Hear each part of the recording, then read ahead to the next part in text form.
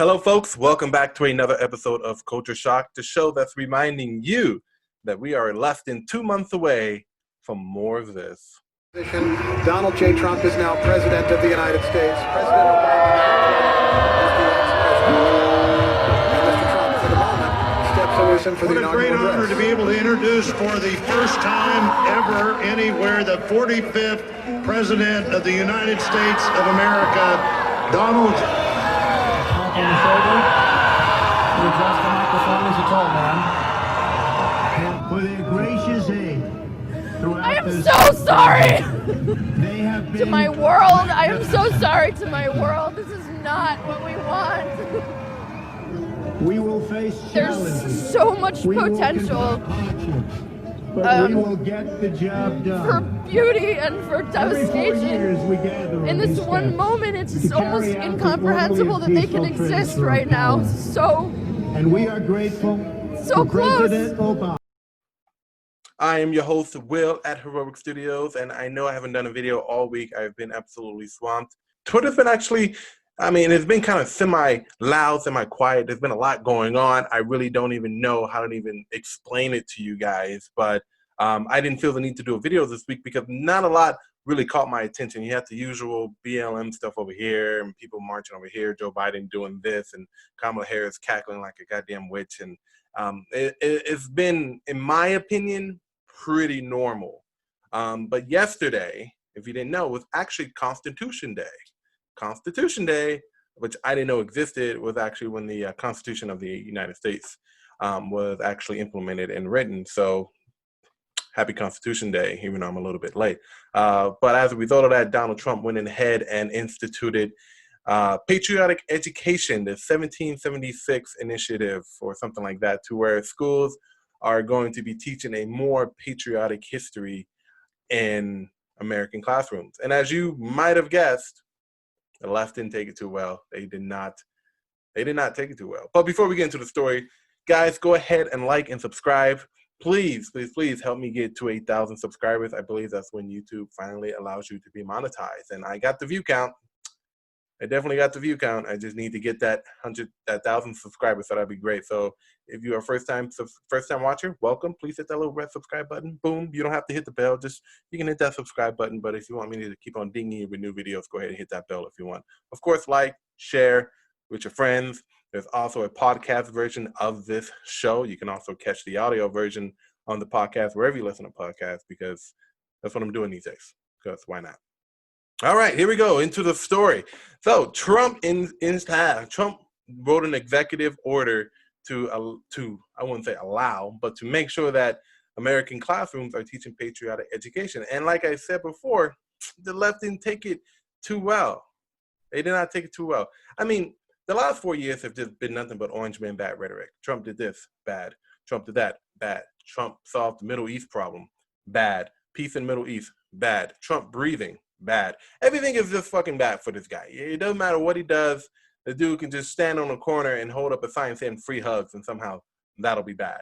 But I think that this whole initiative to teach more patriotic history in our classrooms is actually very good. Now, the word patriotic is kind of scrutinized by the left because they think that it's about nationalism and people, loving their country. There's nothing wrong with loving your country. There's nothing wrong about having pride of where you come from. I mean, people come here and they rock their flags from their different countries. There's nothing wrong with that.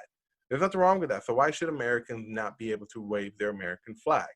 Oh, that's right. Because we have people out in the street burning the American flag and citing and spitting all this stuff about how evil and how racist and sexist that America is. Listen, if America is racist, sexist, and misogynistic, bigoted, and whatever is out there, then why are so many people breaking their necks to come here every year? Tell me that. Tell me that. Answer me that question. So the fundamental properties of what's going on today is a guy named Ibram Kendi, who is, I guess, the writer of the critical race theory. Keep in mind, this is a theory, meaning it's not a fact unless proven otherwise, which it won't. Just like how I get, slammed at saying the Big Bang Theory actually happened when it didn't, because it's still a theory. But Critical race theory suggests that all of American institutions are rooted in racism and bigotry, and if you somehow benefit from the American system, you yourself are a racist. So let me just kind of paint a picture for you. I, Will, at Heroic Studios, am a Black man. I have recently purchased a new house. Because I have taken advantage of the American system in buying a house, that system is therefore racist. And as a result of me buying a house, I am, by extension, inherently racist. That's what critical race theory teaches. Pretty wild, right? I mean, you can go online and find it for yourself and read it. You actually have to do a lot of mental gymnastics to kind of figure out what the hell this dude is trying to say. But imagine this is being taught in schools. Not directly, but in a sense that it's swept under the rug because a lot of children don't really care about American history. When I was in school, I didn't really care about American history.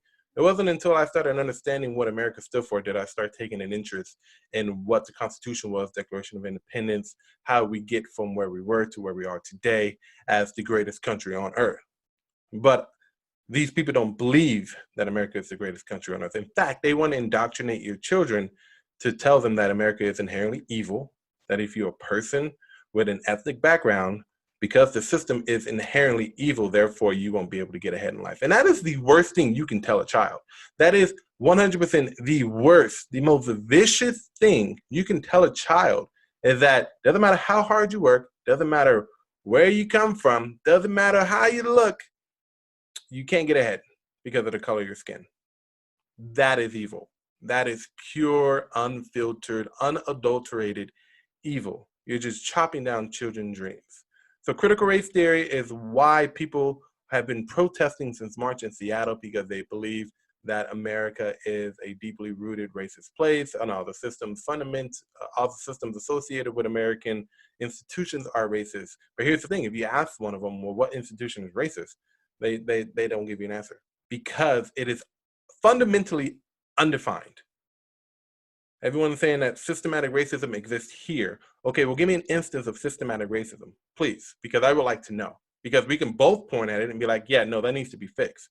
Jim Crow was a bad idea. It was a bad idea. Yet we pointed at it and said, hey, that needs to go as per the Constitution of the United States, and thereby the Declaration of Independence states that, hey, all men are created equal.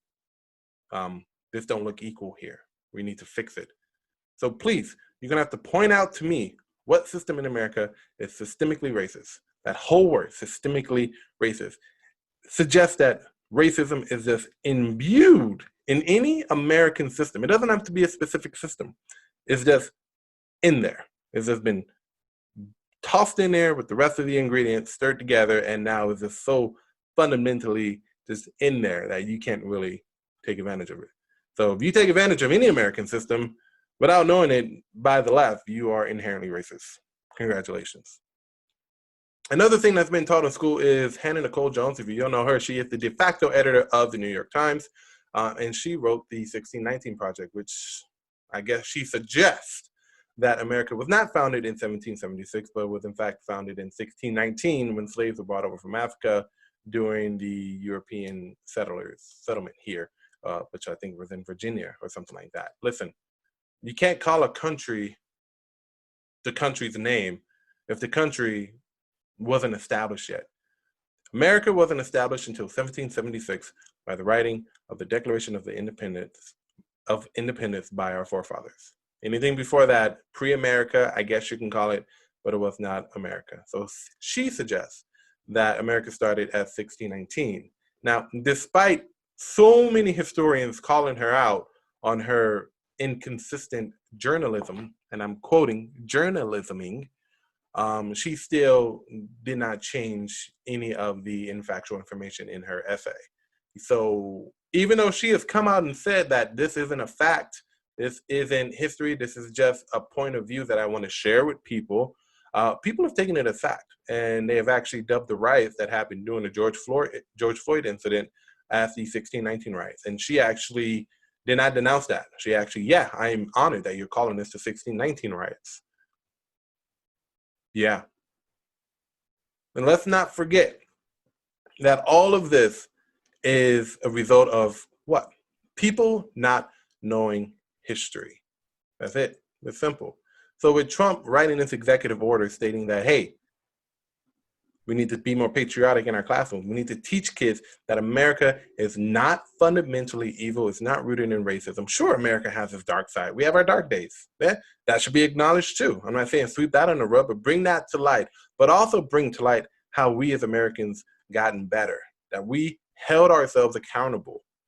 Because the Declaration of Independence, the Constitution, and all those perfect documents, they weren't written by perfect people, but in and of themselves are perfect documents because they have held us accountable. Whenever there was any injustices being performed on U.S. soil, people looked at the Constitution and therefore the Declaration of Independence and said, hey, this isn't right. We need to fix this. Frederick Douglass saw that when slavery was a thing. He said, hey, this isn't good.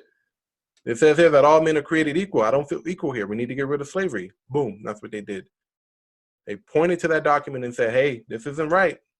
Susan B. Anthony, when women were not allowed to vote, she pointed at the Declaration of Independence and the Constitution and said, we are not being treated fairly here. We as American citizens, we have the right to vote. We need the right to vote. This is why this document is so damn important.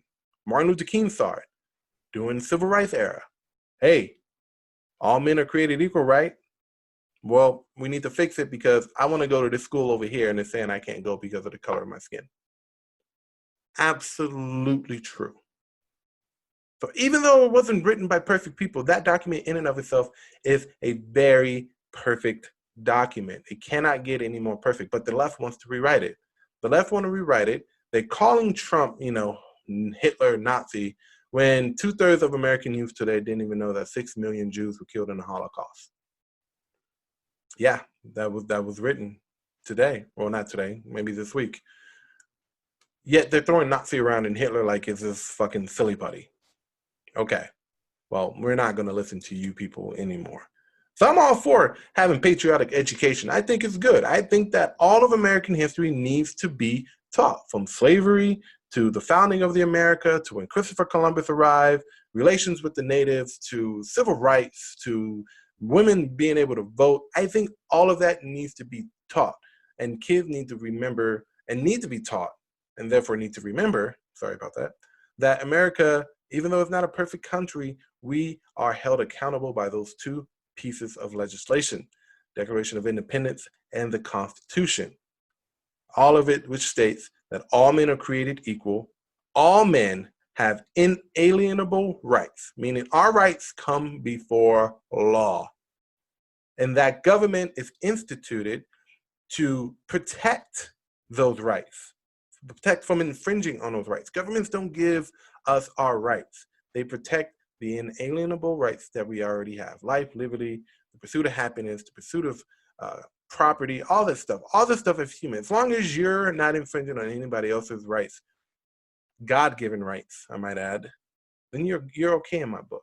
But when people start trying to rewrite the Constitution and Declaration of Independence and say that it is inherently racist because it was written by imperfect people, then we have a problem, because you don't know what the Constitution stands for, you don't know why it was written, and you do not know the values in which those documents were written.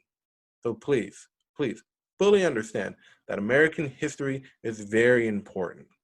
And people tearing down statues of great people, some of them, they might not have been the best people, but seeing a statue of Robert E. Lee reminds us as a country that that man wasn't a very good man. He fought for slavery. Let's remind ourselves to never do that again. That's why those historical monuments were put in place. As much as most people hate them and want to tear them down, it's a reminder of our history, it's a reminder of our past, it's a reminder of our darkest day. And it's also important that we also remember where we come from as a people and what unites us as Americans. Simple as that. So go ahead, 1776 initiative. Go ahead and sign that executive order, President Trump. I am all for it. Thank you guys for watching this episode of Culture Shock. I do appreciate each and every one of you who have watched and listened to the podcast. We're starting to slowly see that V curve kind of go up with views and listens and shares. So please keep it up. I really appreciate it. If I get to 1,000 subscribers, I got some limited edition American merchandise that I want to give away. So I'm not going to reveal what it is, but if we get to 1,000 subscribers, I will be doing a pretty awesome giveaway. All right, folks. So until then, I will see you next time on another episode of Culture Shock, or it might be a movie review, might be a video game review, might be a comic book review. Hey, this is Culture Shock. Everything all cultural, pop culture, politics is all right here. So please keep it locked, hit that subscribe button, and I will see you guys next time. Adios.